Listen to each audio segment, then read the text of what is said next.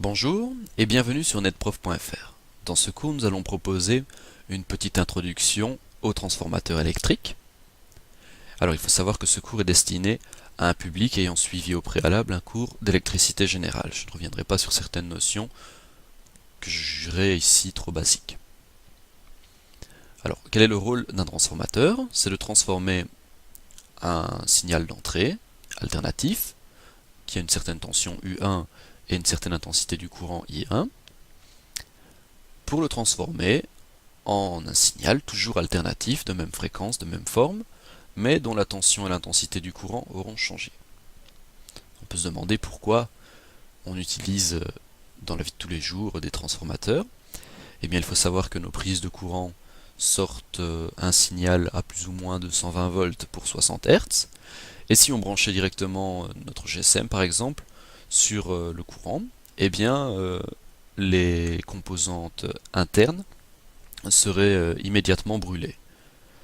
Pour ce faire, on utilise un chargeur GSM qui va transformer la tension de 120 en une tension plus faible, 6 par exemple, et on va permettre ainsi de charger notre GSM sans brûler les composants.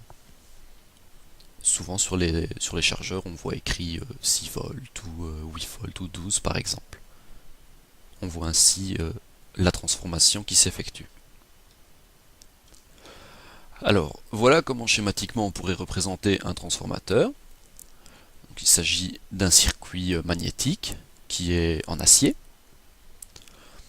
On va l'enrouler avec une bobine qu'on va dire primaire, qu'on va appeler primaire, qui a un nombre de spires N1. Et à droite, on va l'enrouler d'une bobine dite secondaire, dont le nombre de spires sera N2.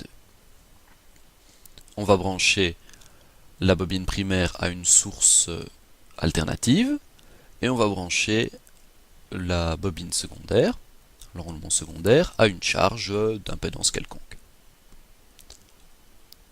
Alors là, la source alternative va créer une tension U1 et un courant I1. Ce courant I1 va induire dans notre circuit magnétique un flux. Et lorsque le flux va arriver dans notre enroulement secondaire, il va produire un courant et une tension, dont les valeurs seront différentes des primaires. Donc, il faut savoir que la transformation qui s'effectue n'est pas parfaite, on n'a pas un rendement de 100%. Il existe en effet toute une série de pertes. Dans un premier temps, on a les pertes mécaniques, qu'on va appeler pertes par effet Joule. Lorsque le courant va circuler dans la bobine, donc j'ai oublié de le dire, mais les bobines sont souvent en cuivre, eh bien on va avoir un échauffement. Lorsqu'un courant traverse un conducteur, on a une augmentation de chaleur qui traduit une perte d'énergie. C'est ce qu'on appelle la perte par effet Joule. Il existe également des pertes magnétiques, des pertes par hystérésis.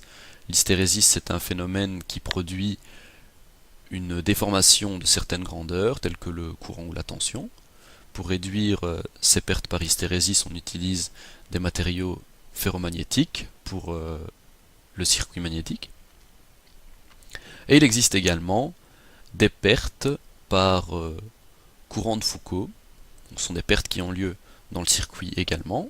Et pour réduire ces pertes, on va feuilleter le circuit. Donc si on regardait le circuit par la droite, eh bien on verrait ceci, qui est toute une série de plaques qui sont collées les unes à côté des autres. On dit que le circuit est feuilleté. Alors je vais revenir quelques secondes sur le schéma général du transformateur monophasé. Si on était dans le cas d'un transformateur parfait, donc si on négligeait complètement toutes les pertes, on aurait une tension U2 qui serait proportionnelle à la tension U1 dans un certain rapport de transformation qui serait le nombre de spires secondaires sur le nombre de spires primaires. Donc on aurait U2 qui serait égal à N2 sur N1 fois U1. Merci de votre attention.